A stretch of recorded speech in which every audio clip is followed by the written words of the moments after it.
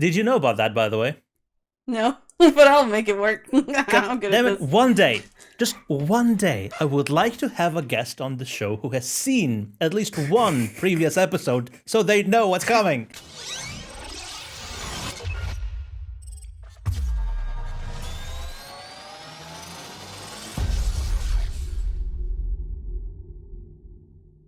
Welcome to the Fortnightly Frontier. I'm Buster the Destroyer, and to my right is Mr. Darginator, and to my left is Meyer. How y'all doing? Oh god, it's gonna be one of those, isn't it? Very Y'all. very nice, very professional intro there, Buster. Thank you. All right. So, Yeah. all right, you want to start us off?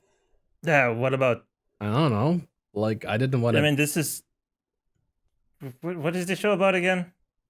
Hello. I think it's a game called Star Citizen. Never heard of it. Anyway, yes. Welcome to the Fortnightly Frontier. This is your Fortnightly podcast about Star Citizen and its community. Today we have with us our special guest, Buster the Destroyer, streamer from Texas. Y'all. Tejas. Tejas. Did you know that Texas means friend? I did That's not literally know that. It's literally what the word Texas means, friend. Which Interesting. language? Means friend. So, if Texas is friend, why is it known as the Lone Star State? Are they saying that it's a friend with no friends, or like? Yeah. Well, the reason it's Also, called why are they Lone Star trying to State- secede and get away from everybody else? Well, originally, Texas started out as its own country before it was part of the United States, Okay. and so Texas's flag reflects that because it is one of the few, at least at the time, it was one of the few that was ever like something before it was part of the Union. Because there's actually this week was Texas Independence Day, so happy birthday, Texas! I love you. How does that work? How do Yeah, you celebrate an Independence Day if you are not independent? Well, you buy a bunch of roses and then you shoot guns in the air and you drink some whiskey. And you forget about how time works. Yeah. Okay, that's cool. I've noticed that whiskey does have that effect on me. Yeah, same. Anyway, yes. Buster, welcome to the show. It is your first time on this show, so it'll be a special episode because it's going to be all about you. Well, mostly about you. So, first off, where are you? Right here. Who? Who are you? Are No, you? where Oh, are you? who? I thought you said where are you? I'm like, I'm right here. Like, no, who are you? I'm a streamer here on Twitch. I stream Star Citizen primarily, but I do dabble in some other things once in a while. Like I've been playing Pulsar on Wednesdays with Paul the Astropub, Shelly, and then of course Thank you for not using his full name, by the way. We don't have the time for that. I don't. Yeah, I would just call him Paul the Astropub Shelley. And then all three of us actually are in the Spice Must Roll's Star Trek Vasquez campaign, where we play Star Trek Adventures by Modiphius, which is a tabletop RPG system by Modiphius. And I play Commander Baaj.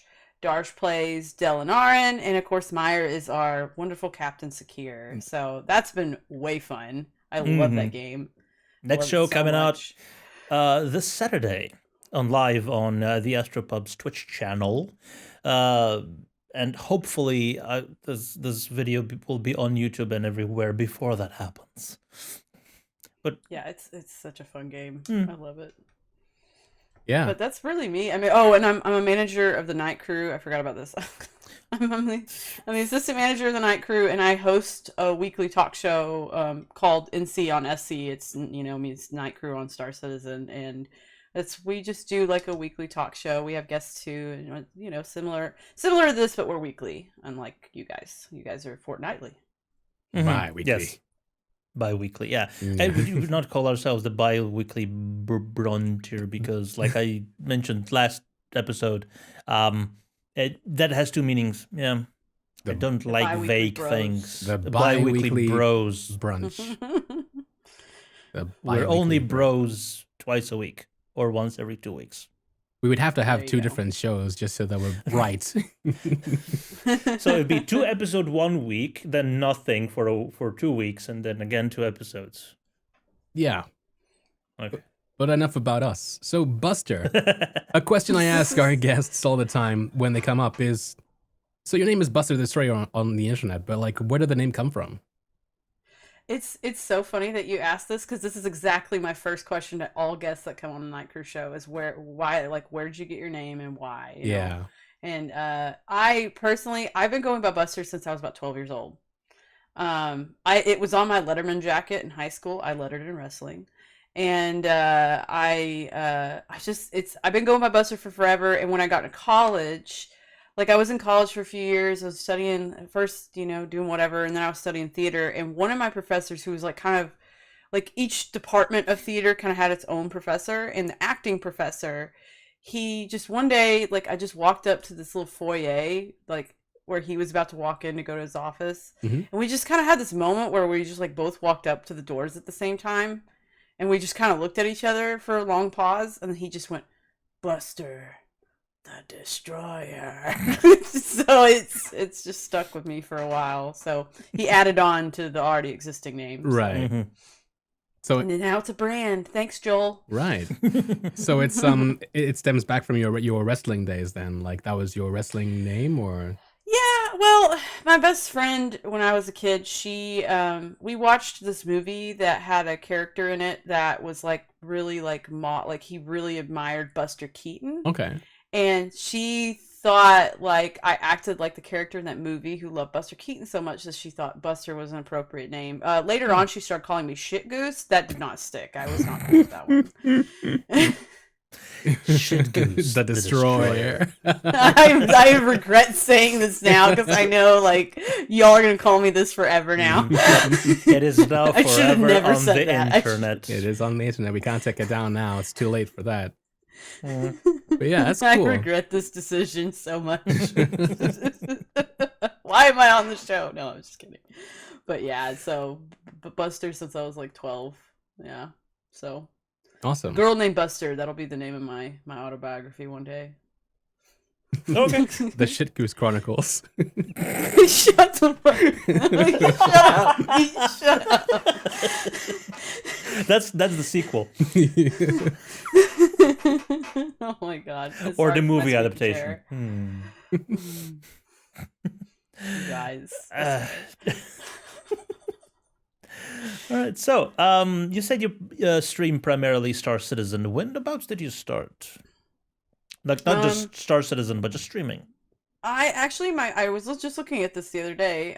My first stream, at least on this account, I think I used to have an old Twitch account that I actually had done Star Citizen years ago, just once in a while with my friends, because we would like to link up so we could do like all of our 3 perspectives.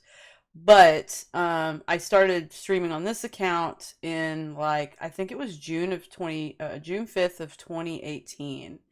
And I was just randomly streaming at random time. I didn't know anything about Twitch. I just was like, I'm gonna play this game, so I'm just gonna like throw it up there on the internet, whatever. And then Star Citizen, I started watching people like Nerd Show and Tell, Moist Noodle, and I got into the community, and then that was where I was like, okay, I'm already kind of streaming, but like I think I could take it a little more seriously with like this community because I really like this community and I like this game a lot. I've had it, but at that point I'd been playing Star Citizen for like almost 2 years. And so, yeah, and then, September like 27th of 2018 was like when I like hit affiliate, but that was also like the same week that I was like, if I'm going to do this, I have to be consistent. So since then that's kind of where I generally consider myself more official. But yeah, June 5th was like of 2018 was when I first started, period, on Twitch. Awesome. So. Yeah, I don't actually know the exact date I started, so that's commendable. You can look. But you do I'll give know- you some links. But you do know the day you get partnered. That's true, but yeah, I'd love that link so I can actually properly celebrate my stream anniversary. That'd be awesome. I'll show you. Well, after this, I'll show you how to look for it on this link I'll send you. Okay, awesome. Yeah, enough about me. You mentioned the night crew, right? Like so can you tell us more about the night crew? Like who are The they? What do night they do? crew. Yeah, the night crew is we're they started out with the kind of different goals and things going on, but generally now I would say the night crew are Star Citizen or mostly like Star Citizen focused streamers. Of course, it's fine that people in this night crew do a little bit of variety here and there, but the idea is that we're all mostly like Star Citizen focused, and that our goal is to just kind of like be like. I'm actually having a meeting with them this Sunday, so I'm gotta set some stuff in stone. But I feel like we're just like a group of like people in the Star Citizen community, streamers that have a love and a passion for the game, and that I think we're a mix of like basically hobbyists. Sorry for the weird noises. We're a mix of hobbyist streamers and in some cases people who are more interested in going pro. So we're pretty good. And like one of our big things is to be like diverse in perspective and how our approaches are to the game are and things like that. And we like to co-stream with each other when we can. We like to, of course, I host a weekly show like I mentioned earlier, so we have that's kind of our big thing that sort of gets us like it gives us an opportunity to talk about the game like together as a team, and it rotates. People can be in different things like or different shows. They don't have to be there every week because we have like I want to say like around 15 members, 16 members at the moment. Okay. And so yeah, we're just kind of a wide ranged group of Star Citizen streamers, I'd say. Right. So yeah. we got a lot to work on Sunday though, because we're having a big team meeting and it's the first y'all are laughing. I know what y'all are laughing at now. I was like, what are they just randomly laughing? Some But groceries. Yeah, sacking groceries. But yeah, we gotta like this is like our first big team meeting in a while, and so like we get as many of the team because generally management has meetings once in a while, but like I was like we have to do a big meeting because we need to talk, we need to figure out what everybody needs and what they want out of this and what we all that stuff, Yeah. figuring it out. So It's kind of I'm the easier when HR it's just the ops two of manager. us. So Little Yeah, bit it's true. easier. mm, Just a tiny bit more practical. Yeah. But yeah, it's fun. I like it. It's a good time. Hmm. I think it's certainly like pushed because being the host of the show, Mhm. like I think it's really pushed me into the community more over time, if that makes sense. Yeah, mm. totally. So Yeah, definitely. Because you start opening up new avenues of contact with other people, and you start networking. Basically, even though I hate that word so much. yeah, But yeah, it is what it is. Schmoozing, Yeah, there we go. grease and I palms, I like schmoozing a lot better than networking. mingling. Yeah. Making friends. Can't work. Somehow that sounded so impersonal. Making friends. Beep bop boop. Hello. What is this emotion you call friendship? Ah. I want to learn to be a real girl someday. Oh my god. Mm. And you mentioned that the Night Crew is primarily Star Citizen streamers, but what got you into Star Citizen in the first place? It is quite a niche game. That's a good question. My boyfriend and I have been together for 7 years as of 70. February. Wow, you look 7. great. Thanks. Okay. No, but like he and I have been together for 7 years, and I remember our first date, which our anniversary is actually Valentine's Day, but like our first date was like February 8th of that year, the day before his birthday actually, and we went, we were like out at some beer joint, and I didn't. It was funny, one little side thing. I didn't even like beer, and the first beer I liked was Weihenstephaner. Don't correct me on the way I pronounced it. Actually, I taught you quite a while You ago did. how that is. Yeah. Yeah. Yeah, and But yeah, so, but we you were got it. sitting there, and I remember him telling me about this game. Like we just were talking about stuff, like you are on like a first date, and like getting to know each other. And he's telling me, yeah, recently I like invested in this Kickstarter for this game by this guy, And he told me he didn't go super into it, but he kind of like gave me the idea of it. And I was like, oh yeah, cool, cool. And like years later, we've been together for a while, obviously, and like years later, he built me a tower. I hadn't had a tower since I was a teenager, so he built me a tower because we had moved into this place that we're in now. He's like, building you a tower and building you a tower. So he built me a tower, and we started playing. Like one of the very first things he did when he got me the tower was to get me a Star Citizen account, and and try to show me around a little bit. And then it's funny because later on, an old friend of mine from college, who was really more of an acquaintance back in those days. He was just somebody I knew because he was friends of friends. Mm-hmm. But like he and I became good friends because we both realized, like through Facebook, that we were both playing Star Citizen, and he was like, "Hey, come play with us," and so yeah. So like whenever my buddy Draco comes into chat, and I'm always like, "That's my OG Star Citizen buddy." Like, yeah, that's him. So, and I think I started playing around like 2.5. 2.6 because I started playing in like March of 2016. Oh, right. Version, not year. Oh god, that was like Yeah. Star Citizen has been developing for I that think- long. I think my account either started on March 24th or 26th of 2016, so right at the end of March. Mm.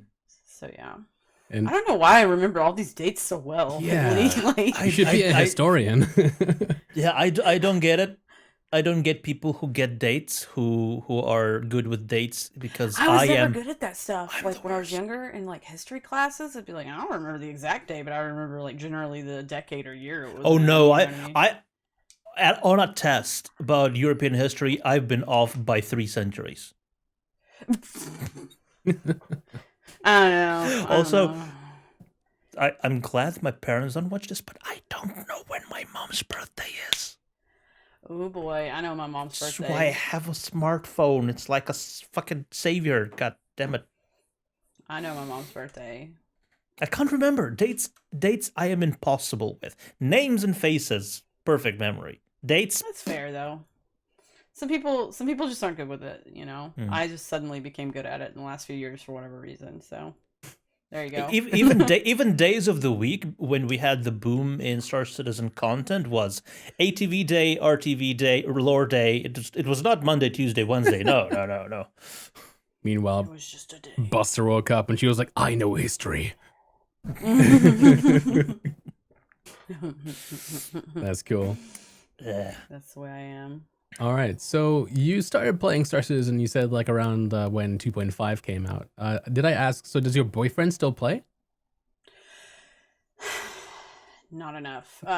He plays like once in a blue moon Right. these days. He got you into it though, so we can thank him for that. Yeah, it was funny because like years ago, like when he was super into it and I was just kind of getting into it a little bit here and there, because I like before Twitch, I probably played Star Citizen like once every other month. Like Yeah. it really wasn't something I played all the time. Yeah. Unless my friends were like, "Hey, let's play this week. Let's play a bunch," Mm. And he used to play once in a while, even back then, but a little more often than he does now. Mm. And he used to be the one that would be like, "Hey, did you see the latest email they sent out? Like this is happening, or that's happening, or this is coming, or that's coming." Yeah. And now it's like totally the opposite. Like I'm always the one that's like, "You need to go to Spectrum and look at like this, or you need to and this is what's coming up in the next patch," or and he just is like, "Okay."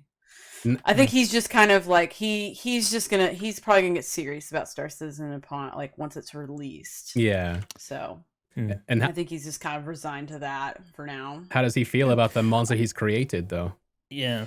I actually, I know a lot of people who are like this. Meyer will know this, but Loose Unit, my previous co-host, your predecessor, he was like Buster's boyfriend for me. Like I got into it through him, and then he like completely lost interest over the years, and I'm still going strong.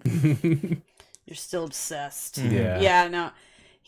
About the monster he's created, I think when I first started playing, he was like excited. You know what I Right. mean? Like he was like cool, Now like, he's you're concerned. Because he used to be like real like, "I'll buy you a ship if you just play." Like he used to be so like because I remember I wanted the cart wall and it wasn't available, but he made it happen. You know what I mean? Yeah. like and things like that. And so he used to be way like, this is so cool that you're into this with me. And like now he's so funny because like he gets in it's rare that he's in a mood to buy me a ship, but when he is in the mood, he's always like, he always wants to pick it now. And I'm like, no, I know more about this than you. I know what I want. Okay. I'm a strong, independent woman who wants you to buy me ships. Thanks. No, seriously, like when he is like once in a while, like for like a birthday or like a holiday of some kind, like, cause last year for Valentine's Day, he got me the Heartseeker. Right. And so, and he kind of so like, that actually I wanted it, worked but he also... the way that you intended it to. Yeah. CIG marketing gone right. I'm probably literally one of the only people that literally got that ship as a gift from my loved one. and actually appreciated it. Yes. Yeah, so good job, CIG. You reached one guy that got the hint. So yeah, he got that for me. But yeah, he's like kind of, I think he's cool. Like especially like when the streaming thing started happening, like that was a big adjustment because he was having to get used to me like doing this. You know, at first he was a little like, okay, like he used to actually sit behind me. I used to have a screen instead of like a green screen. I used to have like this like kabuki style screen, I guess is what you would call it, like a dressing screen thing. Yeah, exactly that. And he would still be in here when I streamed. Right. And I remember when he finally started like kind of getting out of the room while I stream, because he doesn't like to be on stream. He never wants to be on my stream in any capacity, whether it's his voice, it's him on video. He doesn't ever want to be on my stream. He works in IT security. He's like real paranoid about stuff. And he's so funny because like he started getting to the point like a few months in where he realized like I should just get out of the room, and I wasn't trying to push him out, but then I realized like I'm like so much more like it's like knowing that he was behind me was like always weird because I'm like I can't like talk shit. Now I talk shit all the time, but you know in a fun way. Like I love him and stuff, but he's just, you know how it goes with couples. So it's like knowing that he's not behind me anymore, like really helps, you know. And that's like, so we're so used to the routine now. He does it, but in the beginning he was a little like, I don't know what to do about this, but I guess it's serious because he originally bought me a lot of the equipment I have for streaming. Yeah. Because he wanted me to do podcasts. He thought I'd make a good podcaster, and I was like, I don't know anybody. I like podcasts usually have like more than one person, and I mean, I don't know what I'm going to talk about, and I found it. Yeah. So you said that you found it awkward when he was around. Well, how would you feel if we told you that we invited him to this podcast, right? Not really, but how would that be? First of all, I'd be like, how could you what did you do to convince him to be on stream that I couldn't do to convince him? Like, what did you do, Meyer? What did you do to my boyfriend? No, but like if he was like on a podcast or any of this stuff with me, I would probably I know that I would be annoyed because he lives to annoy me every day as much as possible. And so I would be like, really? You had to get him? Because he's just going to sit here and troll me the whole time. You realize that, right? Right? So. Okay, now we gotta. Stop fighting. Now we gotta. But yeah. No, we have to. No, it's gotta happen. No, it's not. I'm his handler, okay? It's not happening. All right. But yeah, he's fun. So, when you play Star Citizen, because you play with a group, what is it you tend to do? And like, have you been following the news lately in the game? And like, what interests you? Okay. Well, that's a multi-part question. So, what I like to generally do in game is bounties. I like to do NPC bounties. Once in a while, I'll do player bounty, especially if it's somebody I know. And then get your ass handed to you by a nerd show and tell. Yeah. I beat him that one time. I killed him that one time, and it's like one of my highest viewed clips. But no, I generally will go around and like I'll always start the night off with like NPC bounties, maybe anywhere from like just half an hour to like 2 hours, depending on what I'm feeling. And I also like to do an FPS mission once in a while if I can. And then of course, if I'm playing with like other people, it's like whatever. Yeah. And hey, Cider Bob. But like it's just I kind of go with the flow with whatever situation like. But most of the time I'm like actually into playing as an individual on stream. But like I probably once a week, maybe even less than that sometimes, depending on the week. But like I tend to play when I do play with other people. I just kind of just whatever the group activity goes for that day. Sometimes it's as random as like just going to like an outpost and driving vehicles around. Maybe another day it's like, okay, let's go do a bunch of missions together and knock out some money. Or other times it's like, let's just pull like, let's put 37 fireflies inside of Porto. Why not? Dragonflies. Yeah. Or Turtle Ball in the 890 jump hanger. Yes, we did Turtle Ball, and I threw the Jean-Luc out the window that one time. Yeah, when there was still no glass. Yeah. And I followed it without a spacesuit. Thankfully, that happened before long-term persistence, so it's like it's there. But now they don't allow you to pick it up, which sucks. Yeah, it's sad. I guess they had to do it, but I imagine it'll come back eventually. I think everything is just basically being prepared for iCache for the system to track every single piece of interactable property. Yeah. Property. Let's go with property. That's true. Yeah. But yeah, it's just gameplay is just gameplay. I like doing anything that's like engaging, but also like I tend to like fighting. So, and then what was the rest of your question you were asking me? Like Star Citizen, like news and stuff like that. Do I follow it? Yeah, I guess we could move up piecemeal. So like obviously like the carrack came out. What do you feel about the carrack? I think it's a beautiful piece of art. I really do. I try to look, even though I don't talk about this generally on my stream a whole lot. I try to look at Star Citizen through the lens in a more personal place. Like when I like off stream, I really try to look at it as like art. Mm-hmm. And I think the carrack is a very well thought out, beautiful ship, and I think it's just so cool. And I get like why it excites people, because for a while there I was like memeing like carrack is canceled because I was getting sick of all the fanboys for the carrack. And after like they started showing off tours of it and on ISC, and I was seeing people like pull it out once it came into game and things like that, I was like, I'm starting to understand why people are so interested in this. This is like really cool. Like this is like truly a home.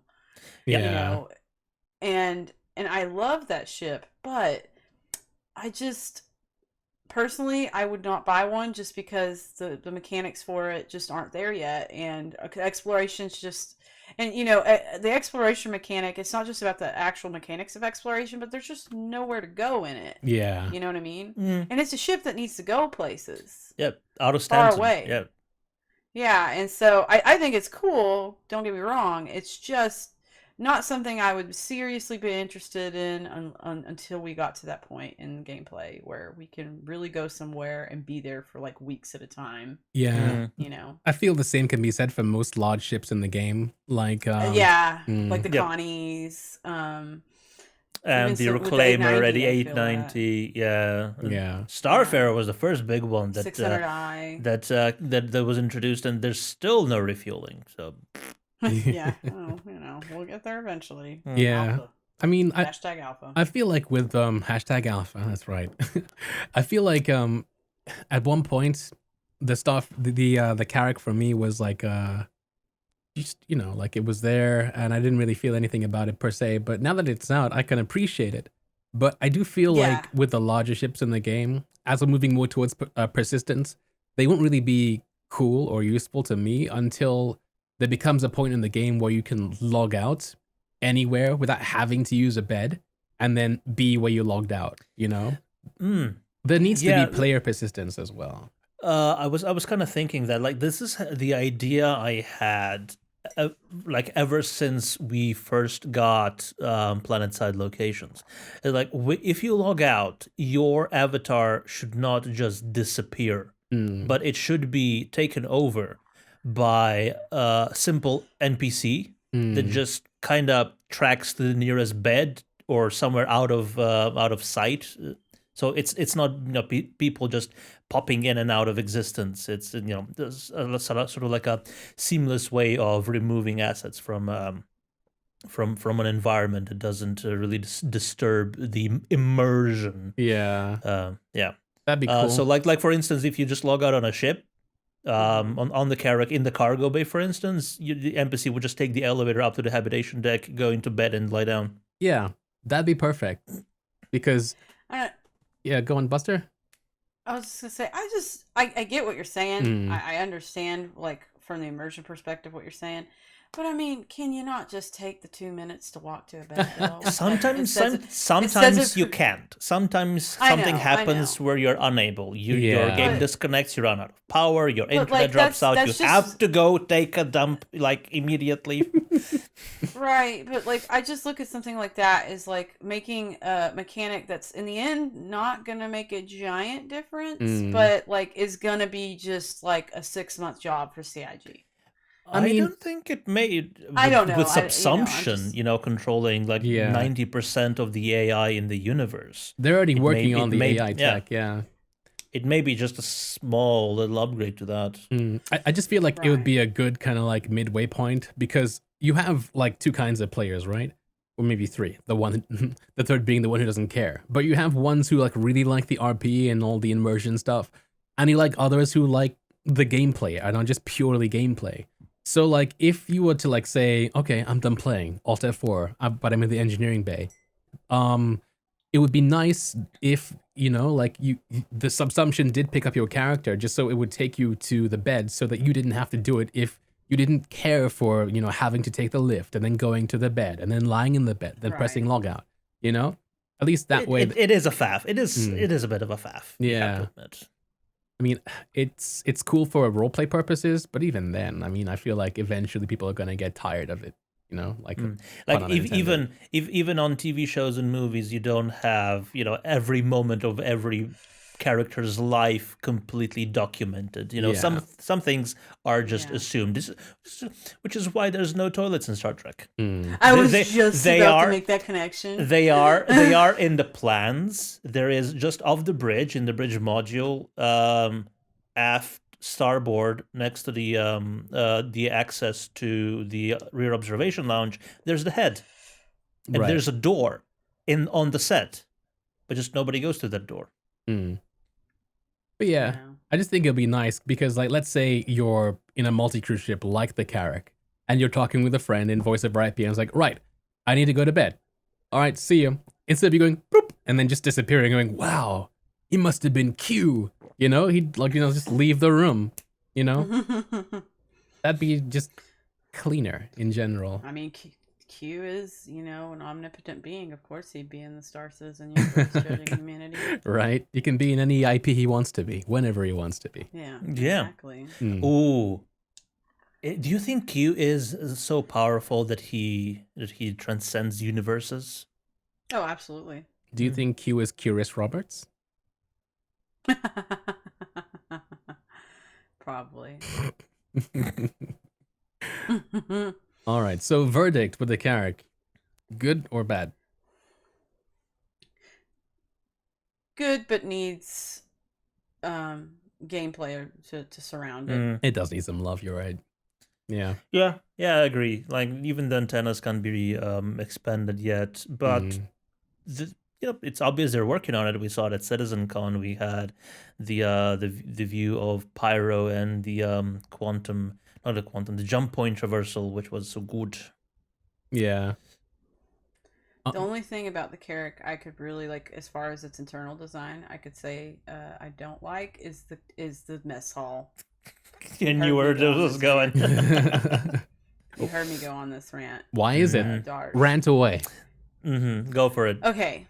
So the table that like when you walk in, like it's really pretty room, right? Like it looks cool. It's got like that table that comes out the middle, and on each side you kind of got like you got the stovetop on one side, you got like the oven and like the and both sides have like a refrigerator. That is and the sink. And the thing is that's exactly the thing about it that irritates me, is that the stove and like the storage of pots, pans, and cutlery and flatware and all that is on the right, and then there's a big table that the cook or whoever's cooking has to walk completely around to go like wash those dishes, to go put something in the oven, to go throw something in the microwave. I mean, And so it's like a mouse wheel. It's just having to run back and forth. Like you couldn't. Or if you have two people working, they would just pass things over the table. I mean, Right, and it's fine, but a ship that size, why would they have two people on the kitchen? let's be fair. The person who designed this kitchen doesn't design kitchens. Heck, they probably don't even use them. They probably And order in, which is why the microwave is front and center, you know? I'm not trying to like be unfair to the designers, because I was just about to say, like, I get that it's designed to look cool when you walk in. Right. Totally get that. Like, it's designed for the look, not for the functionality. Yeah. Because we don't know if there's ever going to truly be like cooking. I would assume there is, because those things are in place eventually. Like, there will be at least some light cooking mechanics. Mm-hmm. Like, just like throw that in there and it's cooked. But like, I just like, the thing is like, so many people are like, my immersion, and it's like, well, I mean, if anything's gonna break my immersion, it's like, I'm such a big, like, I love to cook, I love to bake, I love all these things, and I hate my kitchen because it's way too small. And if I had to work in that kitchen, I'd hate it more than my own kitchen. You're gonna have PTSD from your own kitchen whenever you play. I hate my kitchen so much, and to say that I would hate that one more. There we go. Is like a big mean thing to say. Yeah, there. See what I'm talking about? Yeah. Once we have that sort of mechanic in place, you could potentially, once all of these mechanics are in place, I think CIG will start figuring out the slight drawbacks in their ship designs, and do slight tweaks here and there and go for rework. So at that point, it's possible that they would also address this. So my one gripe with the kitchen just there and the sink is that the sink is too deep. You would hit your head on the cupboard before you could actually reach inside. Oh, you mean too deep? Yeah. You mean too deep back in the thing. Yeah, that, and like, it's actually the sink itself is really shallow. Well, it is just a parallax occlusion map. I don't think it's actually modeled. Where's the dish rack? This is why isn't there a dishwasher? Like, come on. And why is that wall in the captain's ready room just blank? Maybe it's like maybe eventually you can hang art on exactly. it. What I was thinking is that there might be a bunch of aftermarket stuff, like you could buy a sofa or something. I feel like that might be what you could do. Like, there is a YouTube creator who spent like the last 4 years or something like that just recreating the carrack from concept art and plans that we've seen, and he actually had a great idea for that wall to be like a huge display. Okay. Just to display like a mountain scene or a forest scene, like or in the something 890, like that. Yeah. Or like those, what is it? Those vitamin D walls. Yeah. Quartz. Yeah. Only the captain gets the D. Yeah. Yeah. Yeah. Also, captain's bedroom needs a double bed. Yeah, I mean, it's like a huge room and it has one wall. I thought the same exact thing. I was like, how's the captain ever gonna have a good time in that tiny bed? Yeah. I mean, I get it for the crew. Like, the crew, they're there to work, but the captain's there to like Kirk it up or something. Exactly. Yeah. Like Kirk or Riker. Pick your poison. It's an exploration vessel, just like the you have to. Exactly. Exploration of both worlds, inner and outer. Strange and new civilizations, baby. Hey, okay, there. It's no problem for a captain that practices yoga. But I'm just saying, you need a room. Yeah. Overall, it's a good ship. It just I love it. Other than like a few nitpicks that we've addressed, I think it's probably matched or even exceeded my expectations. So my favorite detail on it is the klaxons. When you get hit, it actually has a red alert. Oh yeah, they do spin. Yeah, I just wish you could do it manually. Cool. Yes, I know. Like, activate it. Oh, that would be so cool. That'd be amazing. Maybe that's something. Maybe that's something they have planned, and we just don't know it. Oh, yeah. Oh yeah. The Maybe that's a little different dumb lighting detail states. They'll plan for. Mm. But yeah, it's cool. So with the carrack, we saw something with the community that I don't think we've seen to that degree for a while. And that is the gibboning.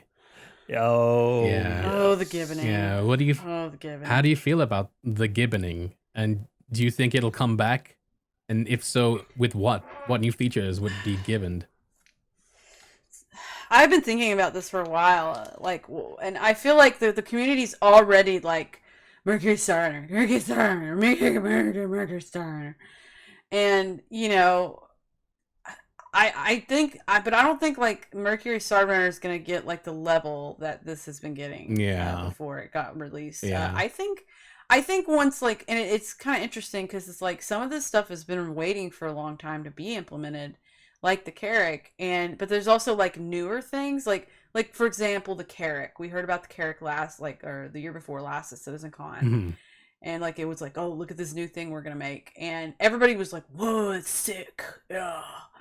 But like I feel like the carrack's gonna be it's gonna be in game within the next 2 years, and I don't think it's and obviously the price point on it was big, and I don't think it's like, even though it's to me like the kind of thing that I'm like, oh, that's gonna be super cool, and I'm excited for that.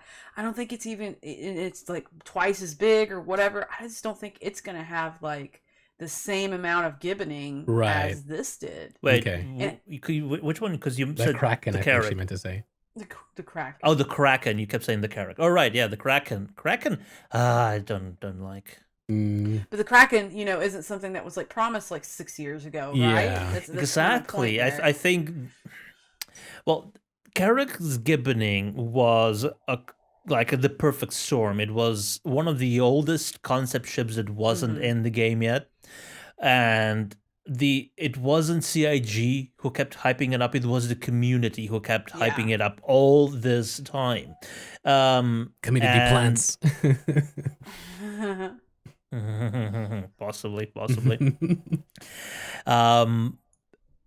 So I think the Kraken is too new for that to happen. Exactly. The Mercury stuff is Star Runner, too new. Yeah. I think the next one could be possibly the Merchantman. Yeah.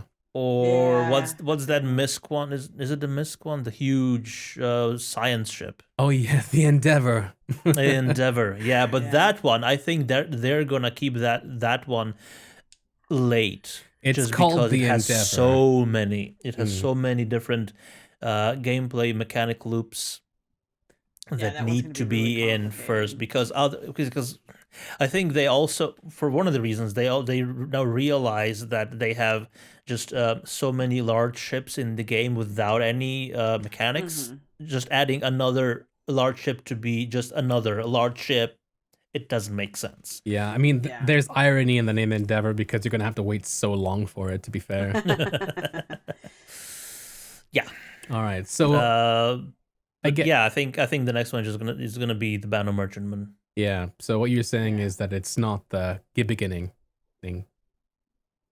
Yeah, I just don't think the gibboning is gonna happen this hard ever again. To be honest. Get it? It's not just the beginning. Get it?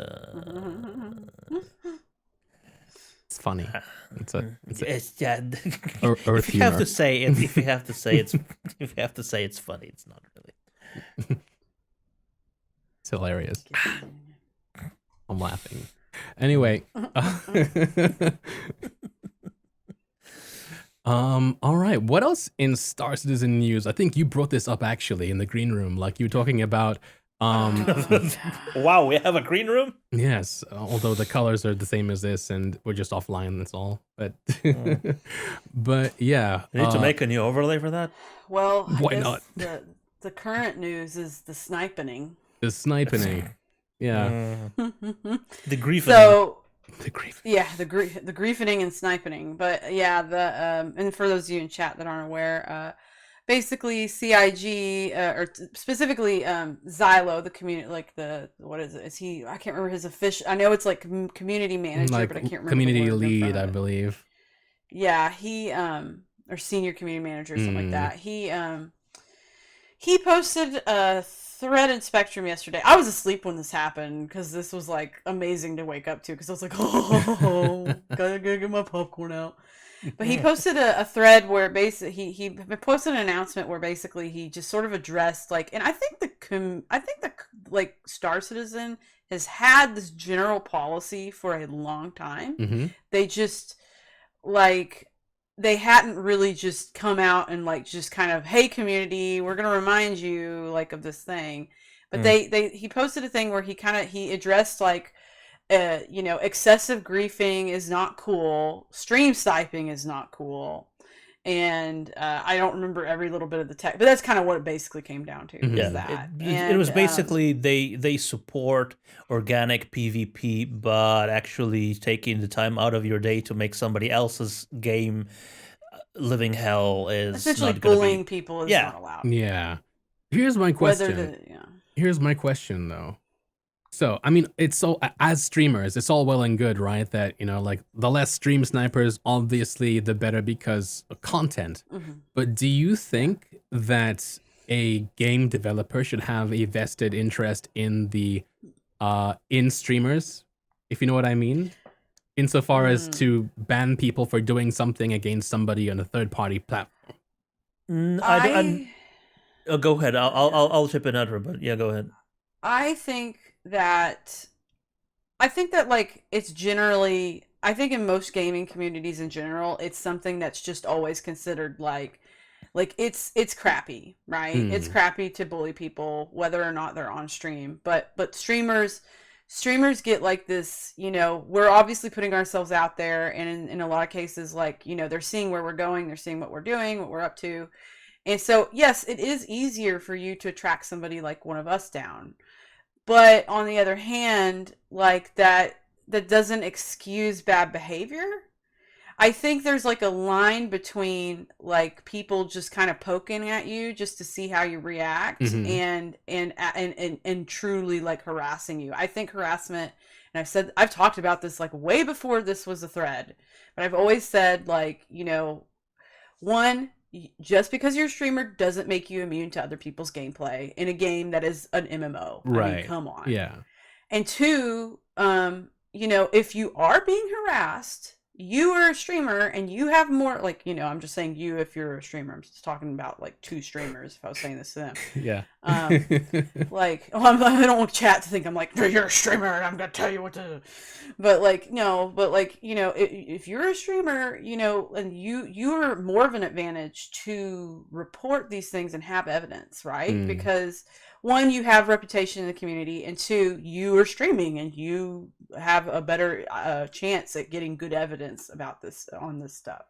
Right. And three, not everybody's gonna like you, but like me personally, like for the once in a while like stream sniper I personally get, I have 100 different people telling me, hey Buster, when they see me in a server.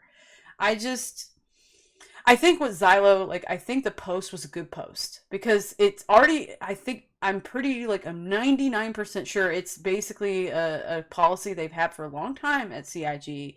It's just that Xylo kind of like was like, hey, let's make this a little more clear right now because this is becoming a problem. Now, I've heard several things. I've heard people saying, well, there's a lot of new people in the community that are really big streamers and like they're reporting people constantly and it's kind of becoming like they needed to address it. And then I've also been hearing like a certain PvP groups have been working with people like Xylo discussing these things, and they were the ones who really pushed at him to like, please say something to the community about this in a more official manner. Yep. Because there are a lot of griefers out there, well, not griefers, but there's a lot of PvPers out there getting accused of stream sniping when they're saying, we're not stream sniping. Yes, we do use intel and tactics to get to you, but we draw the line at using your stream to get toward you. So. Right. That sounds like such a bullshit excuse to me, though. In what way? Like we're not stream sniping. We're just using your stream as a source of intelligence to know exactly where you are and what you're doing. Yeah. Well, they're not using the streams as they're using various forms of intel. Like it's like in some cases it's like being friend like having overlapping friends. That if you're just doing everything in game, sure, yeah. I mean, I understand that like a streamer can be. I mean, I wouldn't count myself among the number, but I understand that a streamer could be like a high value target because of the props you would get. Because obviously, you know, sometimes there are 1,000 people watching them, and to like see yourself kill somebody with 1,000 viewers for some people is a bit ego inflating. So I can understand people wanting to do that. Some orgs like, and this is something I talked with a particular streamer today, just about literally today, and he expressed that, you know, some of these orgs are targeting streamers because they're so well known in the community, and it helps like get their name out there. So it's like, you know, like like the org of, you know, make believe was called, you know, the fictional, like, you know, jets or something, whatever you want to say, like the jet org is like attacking like, you know, X streamer once in a while because they know that person's getting a lot of views, and maybe they're good at PvP, or maybe they're doing something in game that just, you know, that's like their way of like kind of getting out there. Because like when you hear about like X streamer who's good at PvP or is known for doing this kind of gameplay, whatever it is, like got ganked by them, people are going to talk about it. Okay. People in the community are going to talk, maybe not everybody in the community, but at least the Twitch community, and that's how these guys get known. That's how maybe they potentially find new members down the line. Okay. So I have a question then. Would you say that there's grounds for a gray area then? So obviously stream sniping in the I guess the purest sense is you watch somebody stream and you kill them with that, you know, with that advantage. Would you say that with the information you're getting from the stream? Would you say that there's grounds for gray area if, you know, said player is like, I don't know, either dogfighting or doing something combat oriented, you use their stream to find out where they are, and then you encounter in mutual combat as if you had not used the stream? I think that's a really good point to make, because I know several people. I have streamer friends that have done that to me because they know I'm like messing around, and like for example, like a couple of my friends one day, they were watching me, you know, quietly. They were lurking on me while they were playing, and like I was like doing a bunker mission, and when I come out of the bunker mission, there's like a cutlass shooting into the bunker. I'm like, who is this? And then like one of my friends like runs into the bunker, and he didn't see me like hiding in the corner, and I shot him as he walked in. And then the other friend that was there, he realized the other guy went down, and he got out of the cutlass, and he came in and got me with a grenade. And that was hilarious because it was my boys messing with me. And then like, because once I realized who it was, I was like, you guys are watching me. And you know, but I wasn't like mad about it because one, I know them, and two, like, I'm sorry, but that was funny and good content. Right. I have nothing against, like, I think like stream sniping your friends, in my personal opinion, is totally fine, because your friends aren't gonna report you, and they're gonna, it's fun. It's No, what I friends think do. I think in the end it just comes down to stream sniping is a tool. It's not what they're trying to prevent. It's not intended gameplay. Yeah. No, but it's not what they're trying to prevent. They're preventing griefing. They're preventing ganking. They're preventing one party, whether it be a single person or a group of people, preventing another party, whether they're a single person or a group of people, from actually enjoying their time playing the game. Right.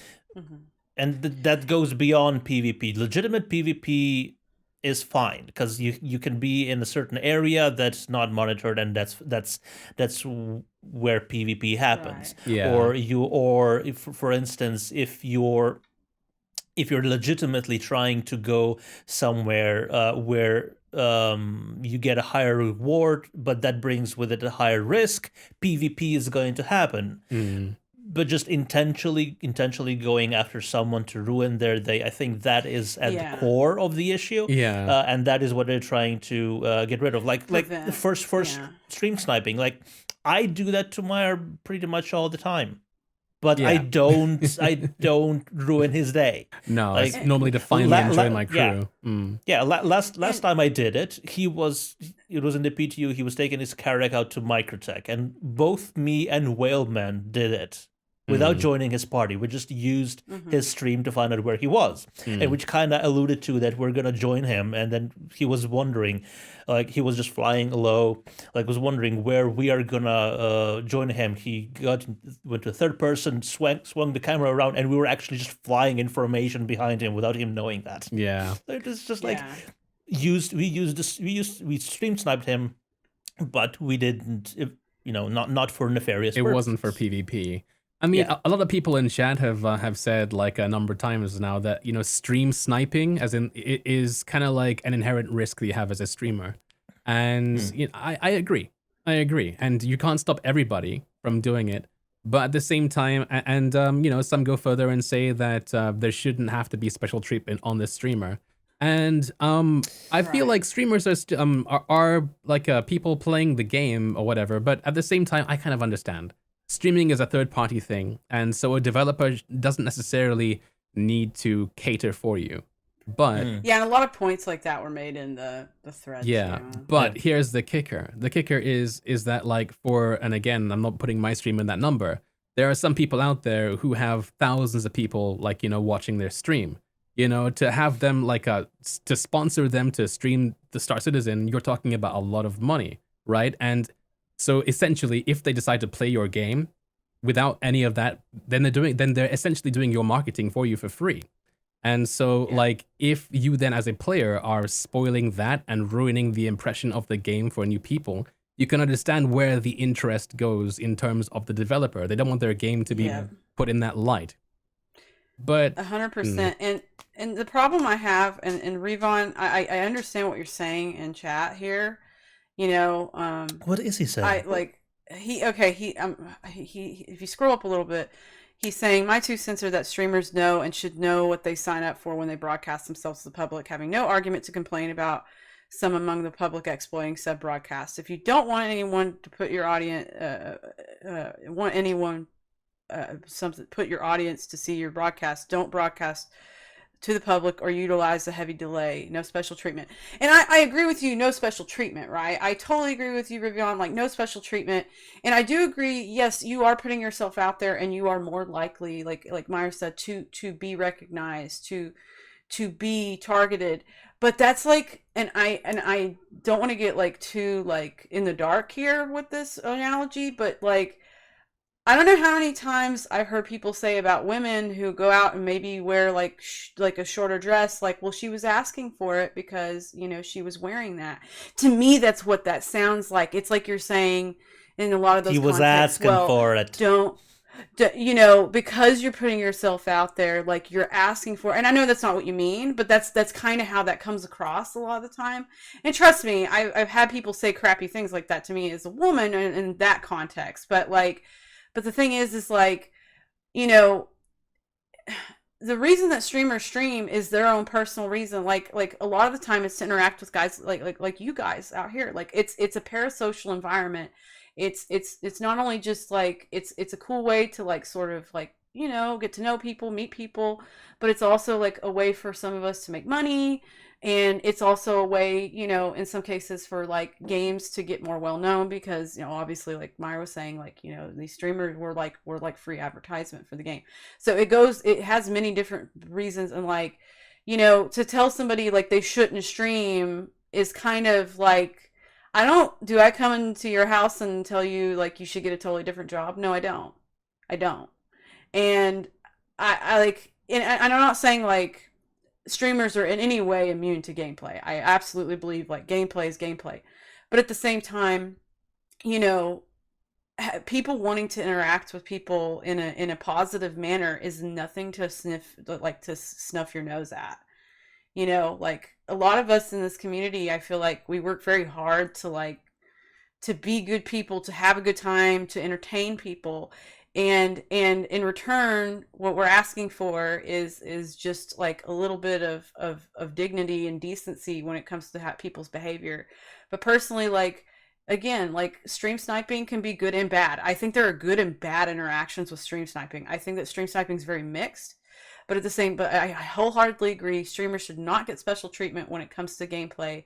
However, when you say to me that like, because I'm putting my broadcast out there, like, and I, like, it seems like, like, well, it's your fault. Like, no, it's not my fault. It's that person's choice to come and do that to me. I didn't make the decision. I didn't make the decision for them to do that just because I'm streaming. They made the decision to target me or another streamer.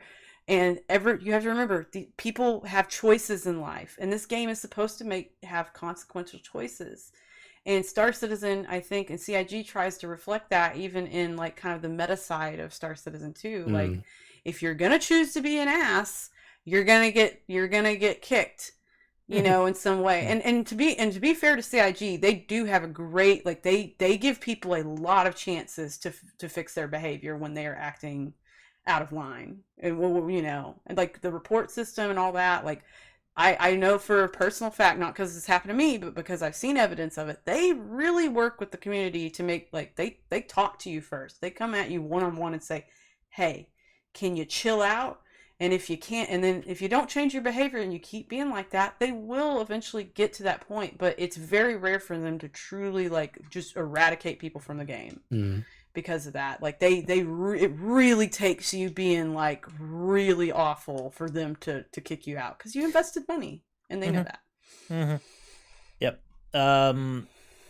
One thing that hasn't happened yet but probably will eventually is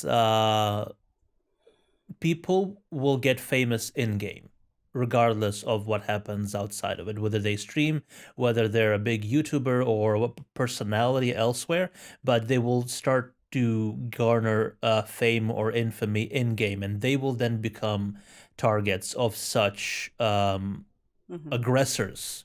Oh yeah, regardless. Star Citizen lists are a thing, man. Yeah.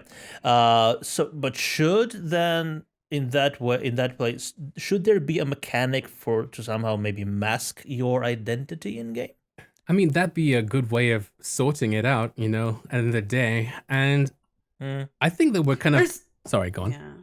I was gonna say, there's a million ways to fix it, right? There's a million in-game things they could do to help, and it sounds like they're working on it.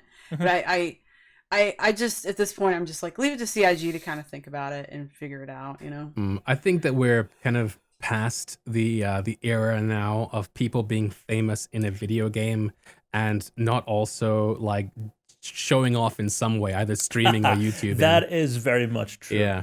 But even if we did somehow get somebody out there who, like, is the best of the best, and they didn't, like, have social media and that kind of thing, then it wouldn't be stream sniping, even if they were a high value target. It'd be something else. And it's actually the second half of Tyler's post. And that's griefing. Yeah. Finding somebody and making their day heck because of any reason, X, Y, Z. Yeah, well, exactly. But this is what I was alluding to before. Stream sniping isn't inherently bad. It's just a tool used by griefers to get to their target. Yeah.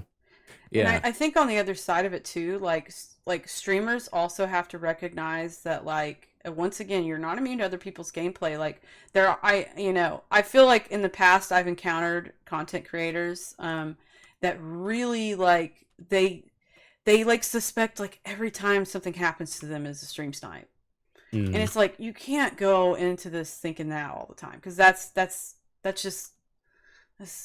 not smart. That's just, and it's not true every time, right? Like, I think that people really need to understand that, like, it's a game, and, like, I learned the hard way. Like, not to take it so seriously early, like, probably about a year ago, maybe at this point. I think it was almost a year ago. I had a particular member of a particular org that is very infamous in the game. He upset me one day because he killed me right as I had just taken a long journey from somewhere else to where I was going. Yeah. And he shot me down as soon as I got there, and I didn't even know him, and it was just like, I had no reason for him to shoot me down. So I kind of talked some crap to him. Well, I was like, hey, screw you, man. and then he just got lucky, and he holds to this day, like, he never stream sniped me. He just happened to like get lucky a few times and be in my server, like, within that month or so period of time. We ran into each other. Yeah. And now and they I won't get into it, but they really embarrassed me on my own stream. It was super embarrassing. It made me depressed for like a whole week. I didn't want to stream anymore almost. But I put my big girl panties on. I dealt with it. Mm. And now I'm really good friends with that org. I'm actually one of the only content creators that they seem to like, period. Like, I mean, I'm sure they like other people and as individuals and whatnot, but I'm one of the ones that like they like really respect because of how I eventually kind of came to term. You know, I sort of like was like, you know, my behavior wasn't the best either. Like I sort of not grew up, but I sort of just was like, you know what, it's a game. Let's not make a deal. It's just people playing a game. Yeah, well, in the end, one of I the don't know, arguments... and I feel like I'm one of those people that speaks for people like that get accused of stream sniping because I'm like, you know, there's plenty of orgs out there that just want to mess around and have a good time, and sometimes it's just poking at you with the stick and seeing if you're alive, you know? Yeah. Thanks, Darge. All right. No. Yeah. But harassment is harassment. Harassment is always report. Yeah, harassment is harassment, 100%. Harassment is a totally different thing. There are people that go in the game. They do target people, but they also say awful things in chat, and that is something that must be like take screen caps. 100%. If you have the ability to record it. You know, report that because that to me is one of the bigger problems that's going on in the servers. I see some awful slurs sometimes. Not all the time, but once in a while I see them, and once is enough for me to not be okay with it. Yeah. NVIDIA graphics cards have a wonderful thing called shadow play, and you can set it to record the last 5 or 10 minutes on loop. So you always have the ability to save that.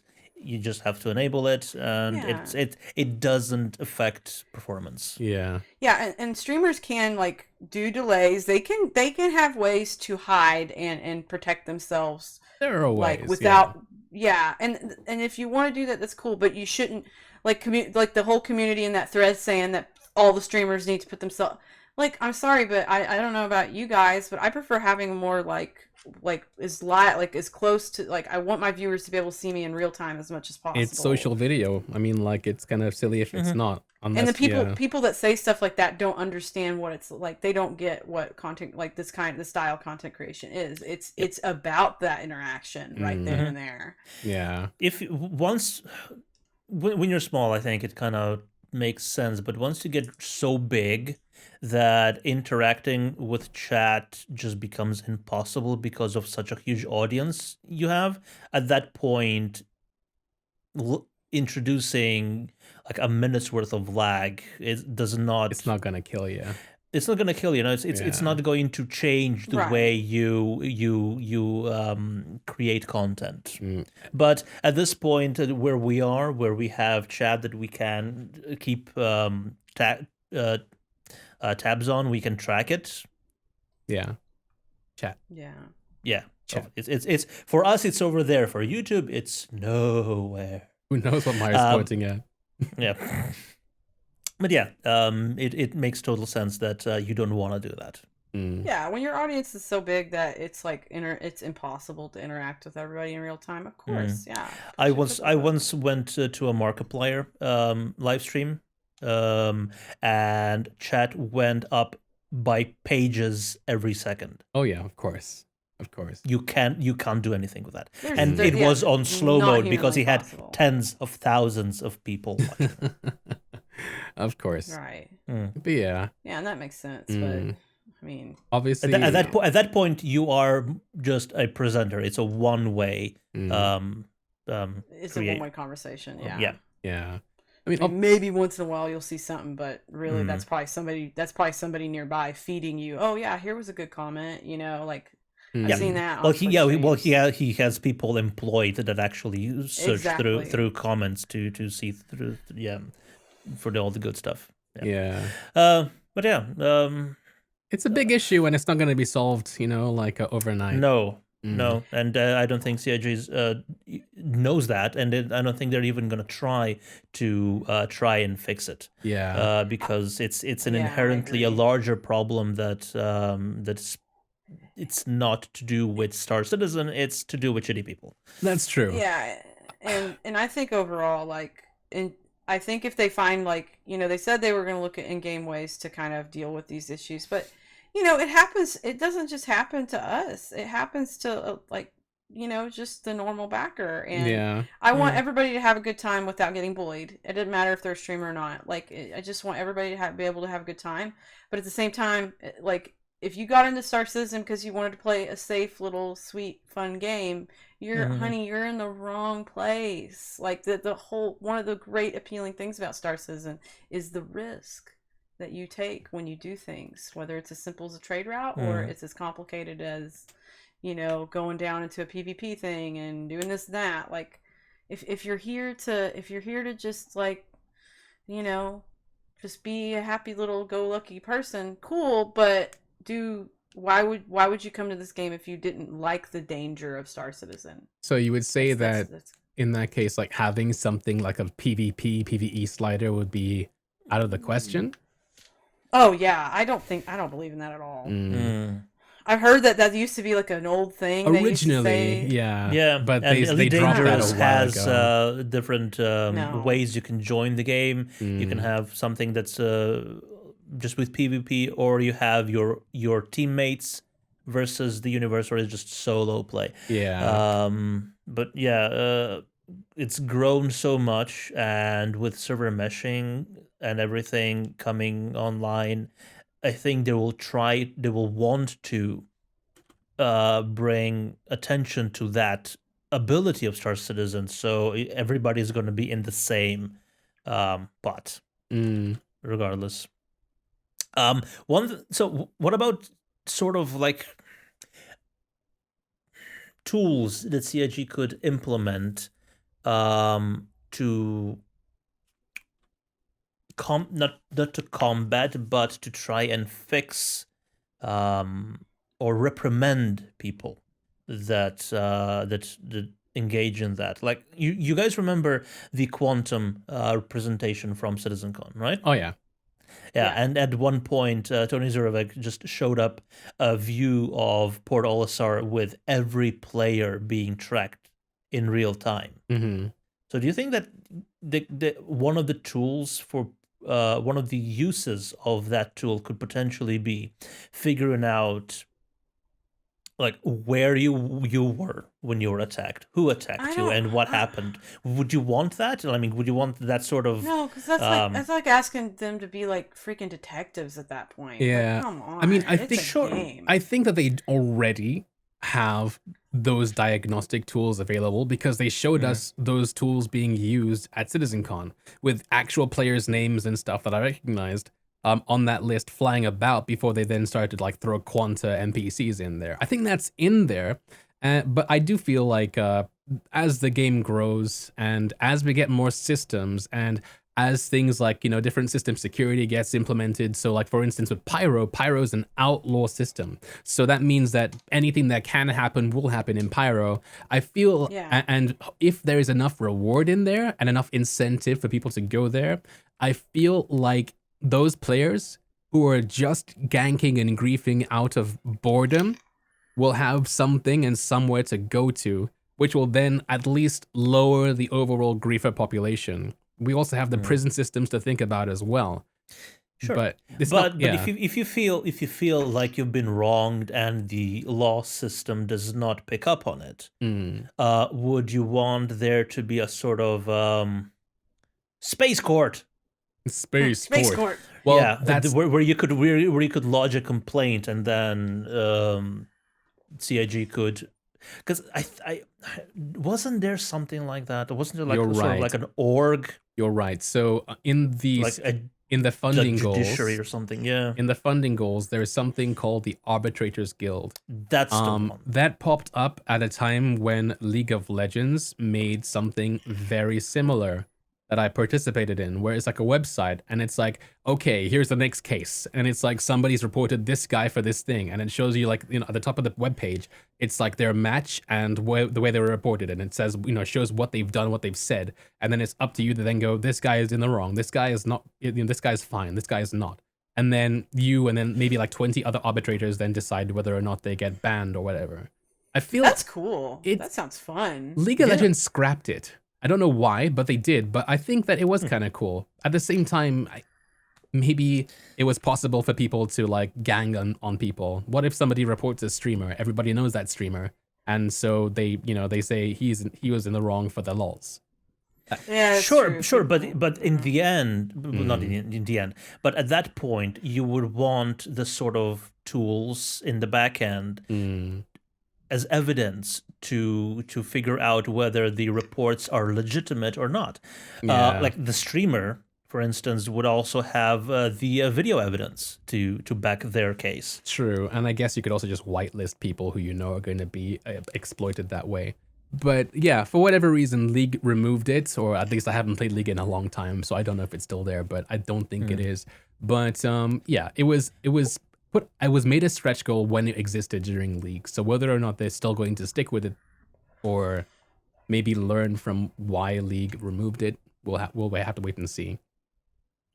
I think ways that, like, if you were to implement something like that in Star Citizen, I think what it would take is it would be like a level that you would have to hit before you're arbitrated against, right? Like it would have to be like, and it couldn't be like the same person reporting you over and over. Right. Like if you got say it like it took 10 reports before you got truly like put into the court docket, like. It would need to be from like 10 different people. Right. Yeah. And maybe within a certain amount of time. Like if you get like 10 reports in a month, like you're put at the top of the docket right away because clearly you're doing something that's upsetting. And also like have it in a way that it's filtering out if person A, out of A, B, C, D, E, F, G, all that, like person A reports you, but then like person B is also like in like an org or is like friends with person A, then it's like, okay, maybe something's going on here. But then like the rest of them are unique you want people. to have some sort of logic behind to filter out like collusion. a filtering logic to kind of, Yeah. but like. And I'm sure CIG people are brilliant, and I'm sure they could figure something like that out. But like, it sounds like it would actually be like if it was something that you could do in game, the arbitration thing. It sounds like it would be like a really fun like way for people to role play too. Like you could have like it would be a new way to role play too. And in some cases, I could see people like intentionally getting themselves on the docket just to go to court and like, I'll have my day in court, sir. And like I could see people wanting it to something like that to be part of gameplay, but. At the same time, I think that like there's like a million solutions that CIG could come up with, but at the same time, like I just think that like it needs to be like balanced and fair, and I think again that like CIG does a good job of sort of like they as far as I know, like they do a really good job of really getting in with somebody and saying, hey man, like we're having some issues, can we talk? And I feel like they do a really good job of that. From what I've heard of people who told me they've had these interactions with the community team about like, hey, you're misbehaving, you need to watch it. But even then, it's not even a wag your finger. It's like, hey, can we like talk like human beings and figure this out together? And I appreciate that about the community team a lot. I wonder if that's the reason why it takes so long to get a ticket response. Because there's just the process is long. I guess end of the day, CIG are going for a game that's supposed to feel very immersive and very free. So a lot of things. I just finished my anyway, but yeah, like so because of that, a lot of these like measures that MMOs nowadays use to avoid griefing and ganking just can't really fit the bill without making the game less immersive. So whatever they do is going to have to be pretty novel. And I feel like the Arbitrators Guild thing could work. As you said, if it was something that as a player you would have to work towards, they would have to make it in such a way that like you can't bot it, because with a bot, and and the arbitrators would like need to be anonymous people in the community, it'd need to be a whole process there. But also like we talk about like kind of like the reprimand, but let's think about like the side of like in-game stuff, not just like kind of more meta stuff. But let's think of like the in-game. Like let's think about the fact that we're in one system right now, guys. Like we don't have and we only have 50 people on a server. We're like sardines, you know, because if you've been playing this game long enough, it feels like a sardine can, even though it's big and expansive. It kind of does, but it's like an entire solar system with 50 people in it, and it feels like we're sardines. I could fit 50 people in my room, and there'd be room to breathe. I think naturally, as the game gets literally bigger in size and playable space, I think this really will kind of start working itself out a lot better. And as we have places like Pyro, there will basically be like natural hot zones for people who want to mess around. But there will also be like, you know, like the guy that wants to come stream, you know, that's going to go stream snipe or grief you is like, he's way on the other side of the verse, and you're way over here. It's going to take him like an hour to get to you, like, or more. Right, like, and if is he going to bother anymore? Is he going to bother? But the thing is, if a person is that dedicated to travel across the universe just to punch somebody in the face on stream, I kind of respect that. Like, yeah, I do too. Actually, I really do. If you have that much dedication to come kill me, I mean, I must have been. I don't know what I did to you, honey, but or what I didn't do to you that you're upset about. But like, you know, it's just. I just think that like people, it just needs to get bigger, and it needs to have more to do. Yeah. Oh wow, yeah, Xylo's in chat actually, and yeah, he's the one who made the post that we're discussing, and he said, "Good job, Xylo. Yeah, good post. It was a good post." And Xylo says, "We love you. Happy birthday. Happy belated birthday. Happy birthday. Happy birthday." Yeah. Xylo says, "If you want to lock down and take a location in the game hostage, killing anyone who tries to enter, that's completely okay." That's funny. I love that. I love when people do that. Yeah. I think it's so entertaining. That's merely aggressive PvP, which is fine. I've seen a lot of folks trying to represent my words as saying we're trying to prevent unwanted PvP. No, that's not the case at all. No. Yeah. No. That would be preventing the next Jumptown Wars, which was PvP the best thing that happened recently. Yeah. Now people like to, whenever like the law or like an authority tries to like put down a law, people always try and bend it to the worst case scenario. I feel like that's just it doesn't matter how like innocuous your rule is, people will always try and bend it so it's going to like make their lives hell, even when like it comes around and it was like it never happened, or like, you know, it was actually for their benefit. It's just some people not liking change, like with the whole go on. Oh, I'm sorry. No, it's all right. And this is why I love Xylo, though, is because like he's sitting here telling us, like, you know, he's essentially saying PvP is part of the game. It's part of the game. He's said that for a while. I don't know who else at CIG says that. I'm sure plenty do. But like I said earlier, like if you wanted to play Star Citizen, but you didn't want the risk and the danger of Star Citizen, then what made you join Star Citizen in the first place? Like, that's one of the greatest things is choices will have consequences more and more as we get further along. Exactly. Like just yesterday, I was just flying around with my carrack, just trying to get a good screenshot for Instagram, whatever. And I landed next to, what was it, HDMS Zon or something like that on Magda. And another guy just lands next to me. And as I was getting the Ursa, you know, to position everything, he just starts jumping around, you know, on my Ursa. When I went into the ship, he just follows me around, starts running around in my ship, you know, just opening every compartment, going through every room. And when I wasn't looking, made it to the bridge and tried to take off with my ship. So of course at that point, you know, I just had to introduce him to the angry end of my shotgun. But you know, it's not because I was trying to grief him or trying to mess with his game, but I was stealing my ship. You know, and now I have two crime stats, and I know it's my fault. You know, because I stoop to such a level to protect my property. But I'm sure that he wasn't griefing me, so I'm not going to report him. And I'm sure that he knows that I wasn't griefing him. So it's just PvP. It was murder, but it was still just PvP. With things like that, I feel like eventually they're going to have certain gameplay elements so that kind of situation wouldn't really have happened, or if it did happen, you wouldn't be in the wrong because they were trespassing. Xylo does add, though, also concerns over false reports. That's not something to worry about. We're not just walking around with waving giant banhammers for anybody that bumps into another ship or kills a streamer. And we've seen that with the law system and the fact that that's coming to play. And I'd love to see how the prison system does play out. Yeah. Yeah, and I mentioned earlier too, and I just re-mentioned it in chat, like CIG is super patient with people and works with them about their behavior if it is a problem. Yeah. I have literally talked to people that have had a talk from Xylo or had a discussion with somebody on the team, and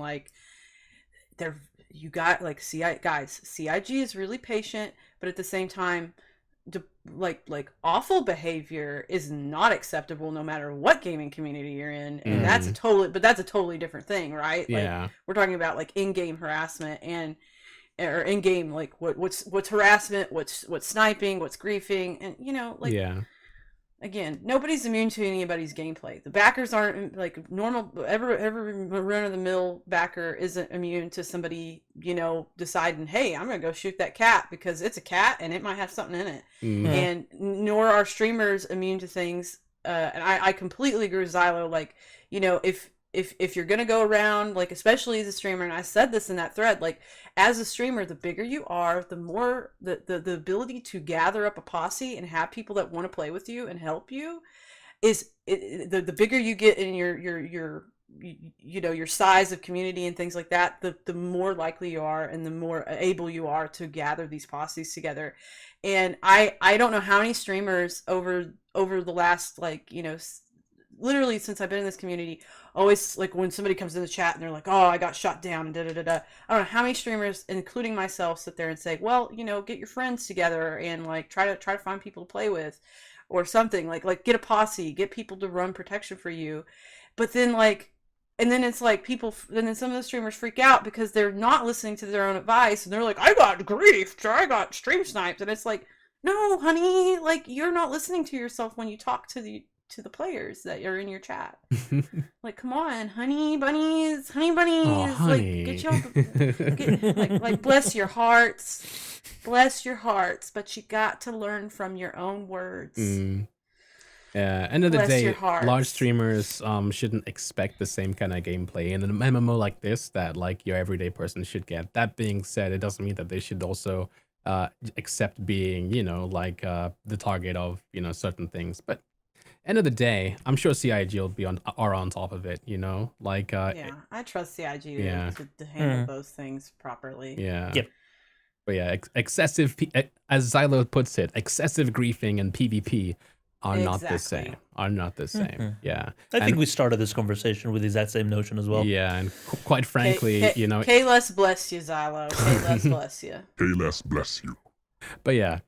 That's why he has the job that he has, by the way, people. Seriously, that is why he has his job, because he gets it. He knows what this game is about, and he knows that it is dangerous. Yeah. That's the point. It's what makes it fun.